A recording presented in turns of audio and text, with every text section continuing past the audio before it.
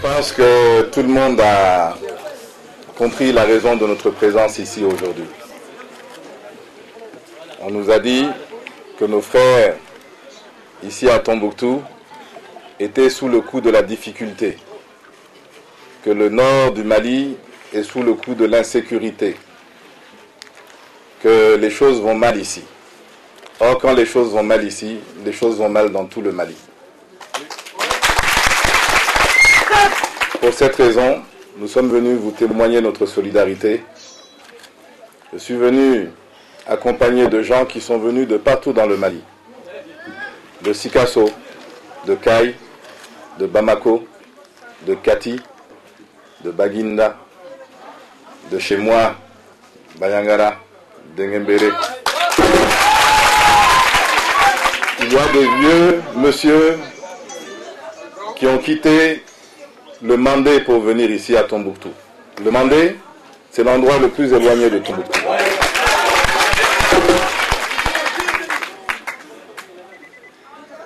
Donc nous sommes venus vous dire que le Mali est un pays uni, indivisible, et que chaque citoyen ici est frère et parent. Nous sommes venus vous dire également que le Mali commence ici à Tombouctou. Lorsque l'on commence à parler de notre pays à l'étranger et que l'on dit nous venons de Bamako, les gens ne savent pas c'est où. Dès que l'on dit Tombouctou, tout le monde sait où nous sommes. Mais maintenant, comme le Mali commence ici, on dit qu'il y a des gens ici à Tombouctou ou ailleurs dans le Mali qui ne veulent plus du Mali. Mais si tu ne veux pas de ton enfant, quelqu'un d'autre va le prendre. Voilà. Avant de parler de politique de développement, comme c'est la question qui préoccupe tous les Maliens et même les pays frères de l'étranger, parler du contexte et principalement des accusations qui sont portées sur l'État. Aujourd'hui, l'État malien est accusé de faiblesse. Et il est dit également que nous sommes le maillon faible du système sécuritaire de la zone sahélienne. Alors parlons de la faiblesse de l'État. Je vais prendre quelques exemples.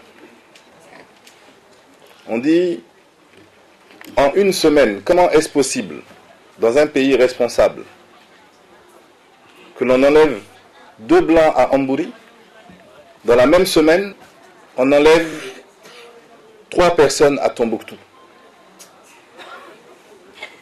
Mais que l'autorité de l'État est bafouée.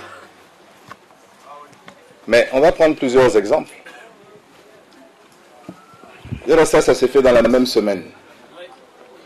En Italie, dans la même journée, il y a un fou qui a tué 2 Sénégalais. Au même endroit, l'après-midi, il est parti, il a tué encore 2 au marché. Est-ce que donc l'Italie a moins d'autorité de l'État que nous ici?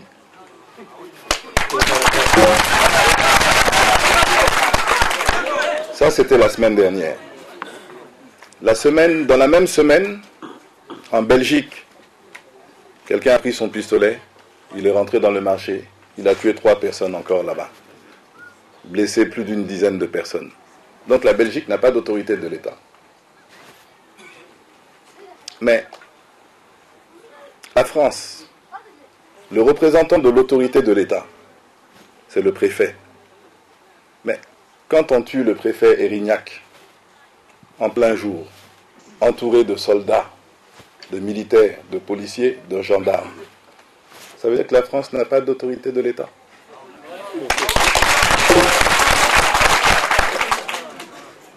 Lorsque des gens se lèvent, le symbole de l'Amérique, qui sont les 2 tours jumelles, rentrent dedans avec des avions. Mais est-ce qu'il n'y a pas d'autorité de l'État en Amérique? Lorsque les gens se lèvent pour aller kidnapper des gens dans un théâtre à Moscou, Quel est l'État qui est plus autoritaire que l'Union soviétique? Et pourquoi quand quelque chose se passe chez nous, qui peut se passer partout dans le monde, partout, on veut nous stigmatiser comme si nous étions des irresponsables et que nous-mêmes, nous acceptions que nous sommes des irresponsables. Que les autres, c'est-à-dire nous pointent du doigt, mais que nous-mêmes nous nous pointions du doigt et que nous n'arrivions pas à tomber d'accord sur l'essentiel, il y a un problème. Ce n'est pas ici au Mali que dans une journée, quelqu'un a pris une mitraillette pour aller fusiller 90 personnes. C'est à Oslo. Ce n'est pas en zone rouge. Mais nous, qu'est-ce qu'on a fait pour devenir rouge? On dit, dans la coopération de la lutte contre le terrorisme, que le Mali est le maillon faible. Qu'il faut prendre l'exemple sur le Niger, sur la Mauritanie, sur l'Algérie. Mais, AQMI, ce sont des soldats algériens. Comment eux, ils ont pu traverser l'Algérie pour venir ici? Donc c'est eux le maillon faible qui les ont laissés venir chez nous. On dit, prenez exemple sur le Nigérien qui, dès que la guerre a éclaté en Libye, a accueilli depuis la frontière les gens qui sont venus pour les désarmer.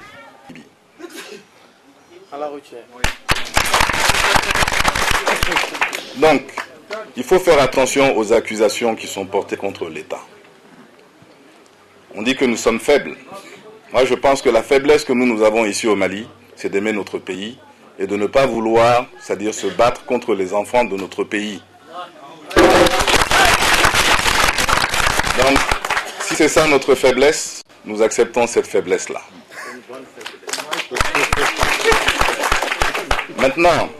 Maintenant, cela ne veut pas dire qu'il n'y a pas de problème de sécurité.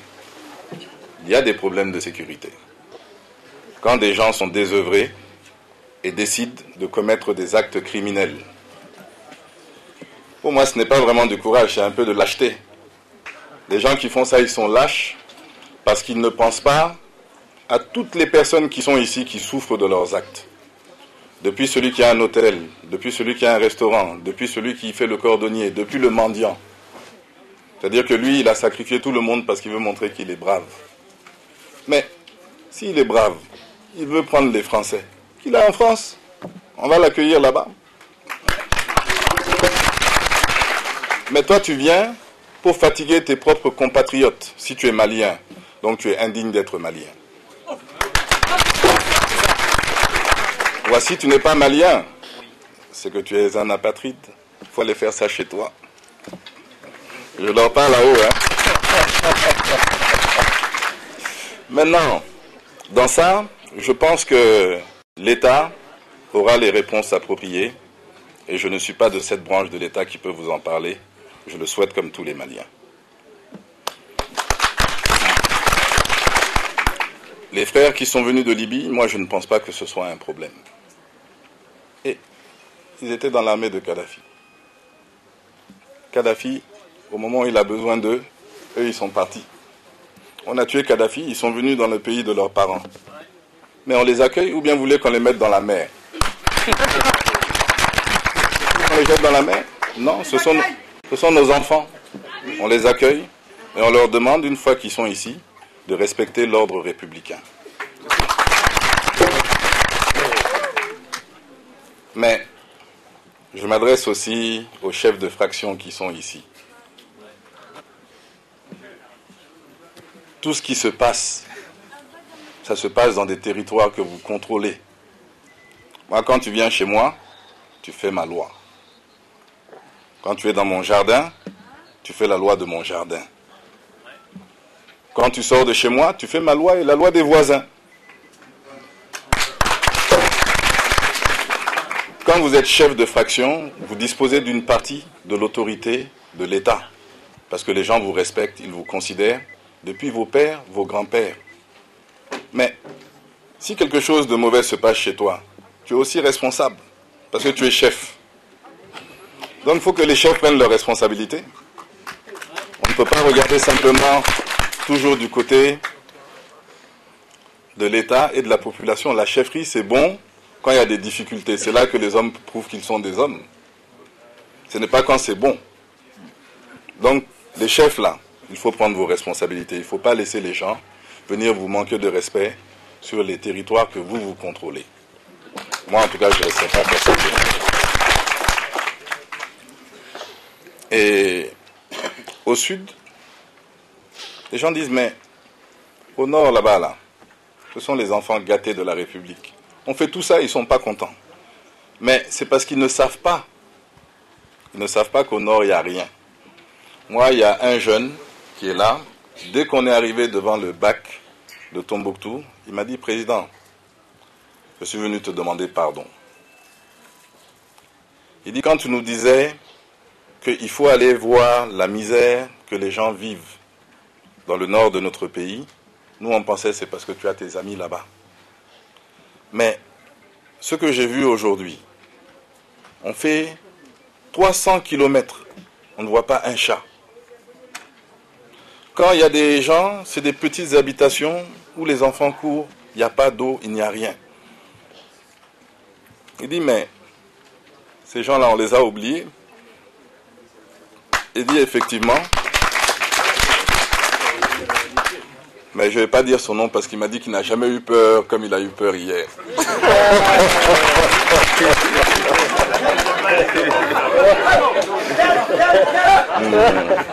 Maintenant, donc quand tu viens ici, tu sais que les gens souffrent, que la vraie souffrance, elle est ici.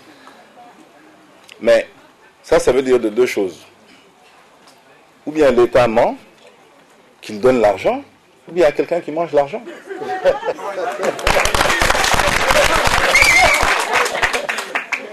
Donc, les gens par lesquels ça passe comme relais, il faut leur demander des comptes aussi. Parce qu'une fois que quelque chose est rentré dans le budget, mais c'est distribué. Parce que de Bamako, de Kati, tout le temps ils entendent on a envoyé X milliards au nord. Eux se demandent mais où est leur part dans ce milliard. Vous aussi vous êtes là, vous ne voyez pas le milliard. Vous avez faim, vous n'avez pas à manger, vous n'avez pas de riz. Donc, voilà, donc ça passe où?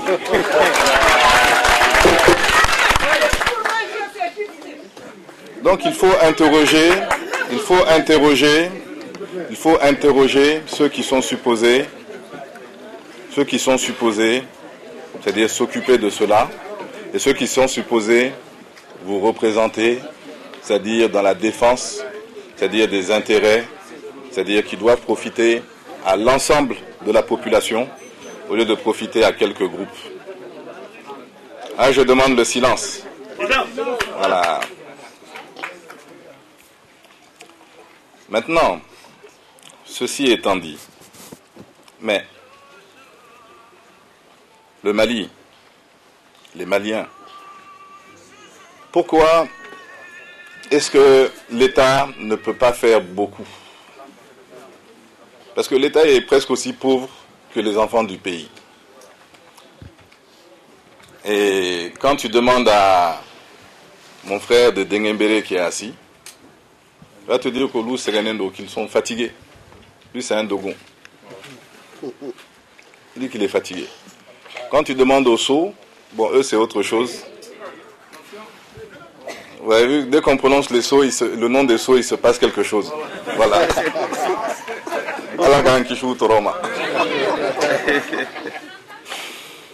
Maintenant, la première des choses pour qu'un État s'enrichisse, c'est d'abord la valeur des enfants de ce pays. Parce que si tu as un pays où les enfants ne s'impliquent pas dans le bien de la communauté, rien ne peut avancer. C'est-à-dire que même si vous avez le meilleur des présidents de la République, mais c'est ici on dit un doigt ne peut pas soulever quelque chose. C'est toute une chaîne. Et cette chaîne de responsabilité n'est jamais respectée dans des pays, c'est-à-dire qui sont en état de développement. Il y a la conviction de ce que le peuple a choisi pour les représenter.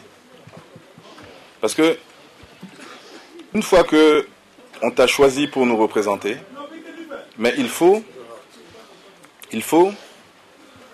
c'est-à-dire que tu prennes cette responsabilité à bras le corps et que l'intérêt du pays passe avant ton intérêt. Ça, c'est un autre cadeau. C'est un Dogon. Il a oublié d'éteindre son téléphone. Voilà. Voilà. Ça, là. Vous trouverez tout dans les yeux d'un Dogon sauf la peur. Voilà. Maintenant, au-delà de cela, de l'engagement, mais il y a les idées. Il y a les idées.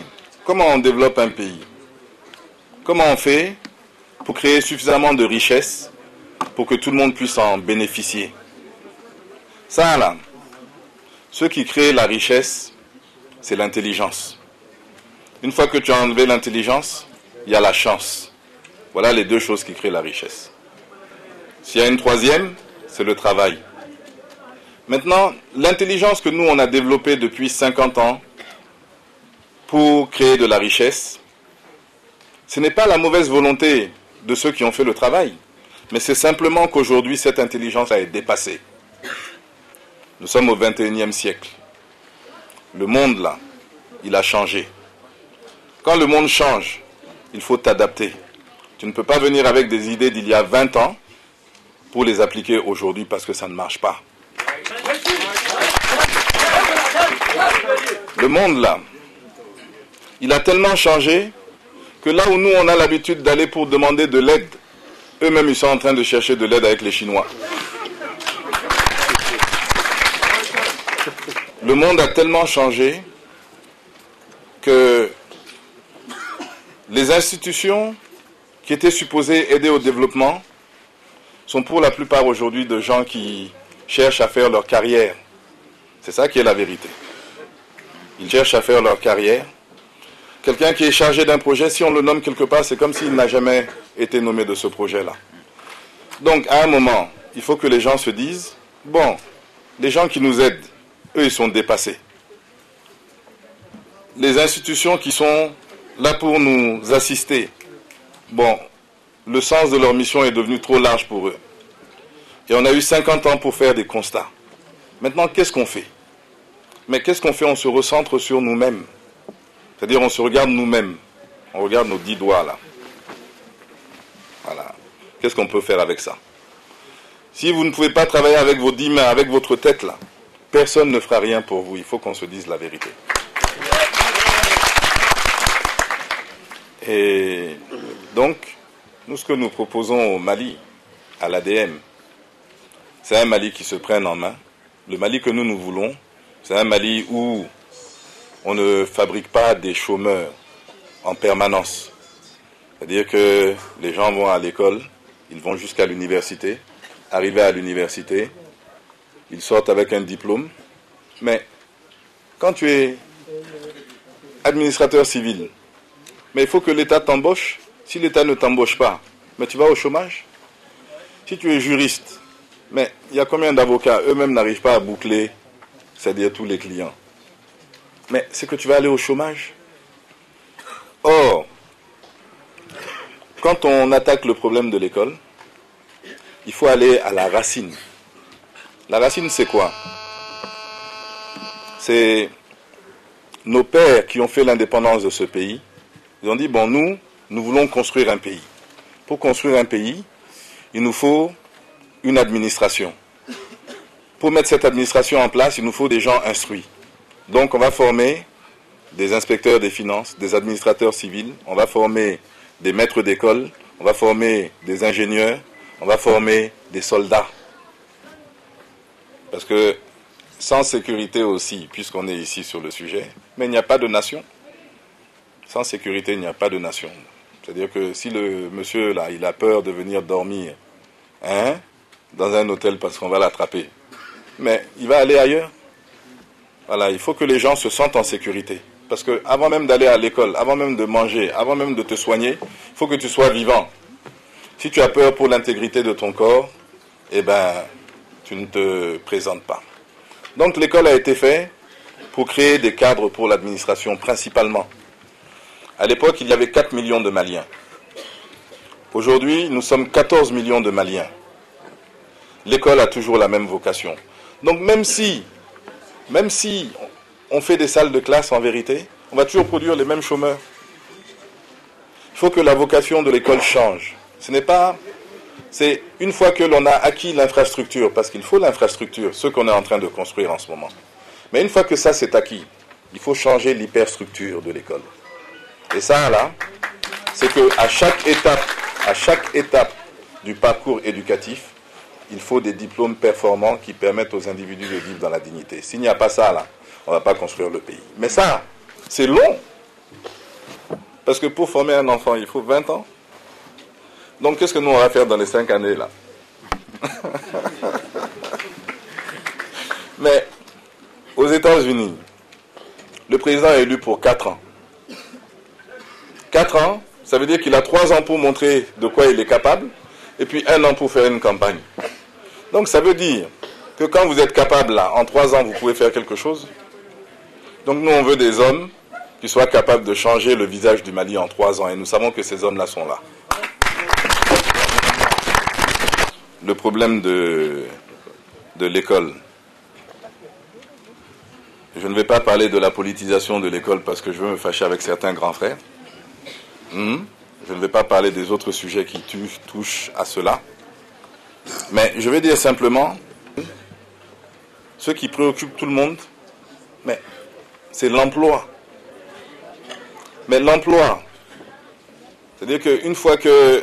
Et le jour où Dieu vient, il dit aux anges, après ça, il te jette. Il faut te débrouiller. Après ça, il faut te débrouiller. Parce que donc le travail ne vient plus tout seul. La nourriture ne vient plus tout seul. Il faut que tu penses à toi-même et à ta famille. Et une fois que tu décides de faire ça, le travail, là aussi, ça ne tombe pas du ciel. Aujourd'hui, pour avoir du travail, il faut des entreprises. S'il n'y a pas d'entreprise, on ne peut pas t'employer. Mais l'entreprise, là aussi, il faut de l'argent. Si tu n'as pas d'argent, tu ne peux pas créer une entreprise. Donc, le travail est lié à l'entreprise est liée à l'argent. Donc, nous, notre premier travail, là, c'est de chercher de l'argent pour le Mali. Ça, c'est notre premier travail. Maintenant, les gens vont dire, mais, donc, vous êtes devenu magicien. Parce que c'est ce qu'on fait depuis. Mais comme on a dit tout à l'heure, le monde a changé. Avant, quand tu voulais aller quelque part, mais il fallait courir. Si tu veux quitter Tombouctou pour aller à Ber, il faut courir. Quand l'homme maintenant a apprivoisé le cheval, un jour il y a quelqu'un qui a inventé le vélo. Mais tu montes sur le vélo. Maintenant, il y a quelqu'un qui a mis la moto.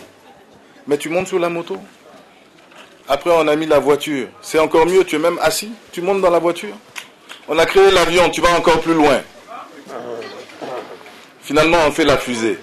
Donc, quand le monde change là, mais les manières de chercher aussi, les investissements changent. Donc, on veut laisser vraiment le dos du chameau pour aller sur la fusée. C'est ça la vérité. On sait le faire. C'est ça qui est la vérité. C'est-à-dire qu'il faut aujourd'hui que l'on laisse la politique politicienne pour mettre la politique au service du développement. Or, on n'attend pas d'un homme politique qu'il sache faire un beau discours. Parce que le beau discours, là, ça met la nourriture sur la table de personne. Ce qu'on attend d'un homme politique, c'est que tu trouves des solutions pour que les gens puissent travailler, manger, se nourrir, vivre dans la dignité encore. C'est ça qu'on attend. Et ça ne va pas sans l'économie. Lorsque tu n'as pas les maîtrises des instruments économiques modernes qui sont à ta disposition pour faire effet de levier et soulever de l'argent, pour créer des investissements dans ton pays, mais tous les discours du monde ne vont pas nous nourrir. C'est ça qui est la vérité. Donc, quand les gens font leur choix et disent « Ah non, non, non, non, celui-ci là, c'est-à-dire qu'il a du monde derrière lui. » Mais moi je préfère quelqu'un qui est tout seul mais qui est efficace. C'est ça qui est la vérité. Parce que le monde, s'il n'est pas utile au reste du monde, ça ne sert à rien. C'est-à-dire que c'est la fonction d'utilité qui doit guider le choix de qui doit diriger le Mali demain. C'est-à-dire que si on se base sur la durée, mais la durée là, ça ne veut rien dire. Dire que oui, telle a duré, il est là depuis longtemps, on le connaît, mais on connaît aussi ceux qui l'ont fait. Or, c'est à cause de ça qu'on est là aujourd'hui. Il y a des gens qui disent que, mais tous les chefs de fraction qui sont ici, là, mais je pense qu'ils ont été chefs de fraction avant l'âge de 50 ans, la plupart. La plupart. Mais c'est dans la fonction que tu vieillis. Modibo Keïta, il avait 45 ans. Il est plus jeune que mon grand frère Amata. Moussa Traoré, il avait 32 ans. ATT, il avait 43 ans. Moi, aujourd'hui, je suis plus vieux que lui que quand il venait au pouvoir. C'est la vérité. Kao, ne te fâche pas, hein. Mais je suis plus vieux que lui aujourd'hui. C'est ça qui est la vérité. Et Alpha Omari, il avait 46 ans. Mais, donc, eux, c'était des enfants, alors. Non, c'était des hommes. Et nous aussi, on est des hommes. Le prophète, mais il avait 40 ans. Quand Dieu lui a mis la charge sur la tête, il avait 40 ans. Est-ce qu'il y a quelqu'un ici qui peut dire que c'était un enfant? À 40 ans, on est adulte. À 40 ans, on a des responsabilités. À 40 ans, on doit avoir de l'expérience. Et à 40 ans, on doit avoir une certaine sagesse. Voilà. Mais simplement, et ce n'est pas bon à dire, mais moi, le jour où je vais à la retraite, si je décide de revenir faire de la politique, mais je vais faire ça avec mes enfants. Parce que tous mes camarades qui ne font pas de politique sont à la retraite. Ceux qui sont rentrés à l'école le même jour que moi, ben ils sont à la retraite. Donc il faut à un moment savoir faire le changement de génération. La génération qui est là aujourd'hui, en réalité, elle a fait un beau combat. Je vous dis la vérité. Moi, dans ma jeunesse, j'ai admiré Tcheblé Ndramé, j'ai admiré Muntaga, j'ai admiré Alpha, j'ai admiré ATT. Même Mariko, je l'ai admiré. Mais une fois que tu as fini ton travail, ben, tu passes le relais, parce que c'est une course de relais. Ce n'est pas une course individuelle. Ce n'est pas une course individuelle. Le combat qu'ils ont mené, c'est un combat qui nous permet aujourd'hui de parler et de dire qu'il y a la démocratie au Mali. Et ça, là, mais le peuple malien doit les féliciter, et nous les félicitons tous pour ça. Mais on ne peut pas avoir une dette jusqu'à notre mort aussi. On ne peut pas avoir une dette jusqu'à notre mort. Autant de ceux qui arrangent le ventre des autres, c'est-à-dire de ceux qui vont travailler pour l'économie, pour une meilleure gouvernance sociale, pour une meilleure cohésion entre les individus. On ne peut pas passer sa vie à faire toujours le même combat. Si maintenant, Modibo Keïta, Mamadou Konaté, paix à son âme, qui ont amené le pays à l'indépendance. Mais c'était un grand combat. Mais aujourd'hui, ce combat n'est plus actuel. Sauf peut-être des gens qui sont dans l'Azawad, mais qui n'ont pas compris que le Mali est un. Et indivisible. Ça, c'est des réalités. Moi, j'ai parlé à certains d'entre eux, ce sont des enfants, ils ne savent même pas ce qu'ils font. Souvent, ils attirent leur père dans des problèmes. Et ce que l'on ne sait pas, c'est une parenthèse.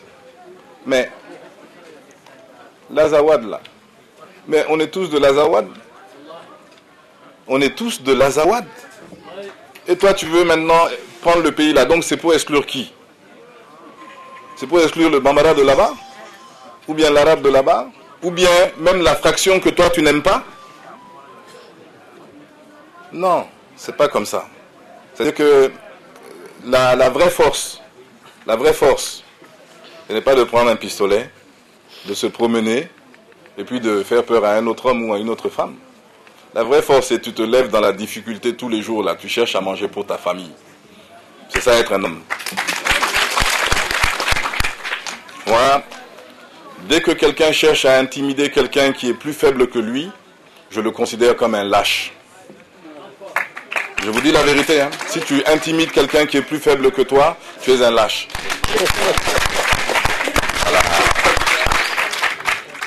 Et ça a été une bénédiction pour le Mali que d'avoir eu un enfant comme ATT. Sinon, 91 là, mais peut-être ça se serait passé autrement. Sinon, aujourd'hui, peut-être, ceux qui disent que l'on n'a qu'à aller en guerre civile, mais c'est eux qui auraient eu gain de cause aujourd'hui. Je ne saurais terminer sans remercier le gouverneur de la ville de Tombouctou, qui est un homme responsable, un homme sage. Et ce que les gens ne savent pas, parce que dans la vie, là, on parlait du courage. Les hommes les plus courageux, c'est ceux qui travaillent, mais on ne voit pas leur travail. Ils font un métier ingrat. Ils font un métier ingrat, parce que les gens voient toujours le sensationnel. Mais tout ce que tu fais tous les jours, pour que les choses aillent bien, les gens ne voient pas ça. C'est-à-dire que tu peux aider quelqu'un 10 ans. Si une seule journée tu ne l'as pas fait, il va t'en vouloir. Bon, quand tu es un bon serviteur de l'État, comme le monsieur que j'ai rencontré aujourd'hui, eh bien, tu dois avoir pour compagnon l'ingratitude. Mais on espère que Dieu reconnaisse aux gens le mérite qu'ils ont. Et ils représentent dignement l'État ici. Je ne saurais terminer sans saluer toutes les personnes qui se sont déplacées de 10 mètres ou de 1000 kilomètres pour venir nous accueillir, nous écouter, peut-être entendre des choses qu'ils n'aiment pas entendre. Mais, c'est-à-dire, si entre parents on ne se dit pas la vérité, ben ça ne sert à rien d'être parent. Peut-être des choses qu'ils aiment entendre, mais ils ne savent pas si c'est faisable aussi. Mais on espère que Dieu nous aide dans le chemin de les accomplir. Je salue le chef du village d'Arawan, qui est un vieux monsieur qui ne se déplace jamais, mais que je vois devant moi.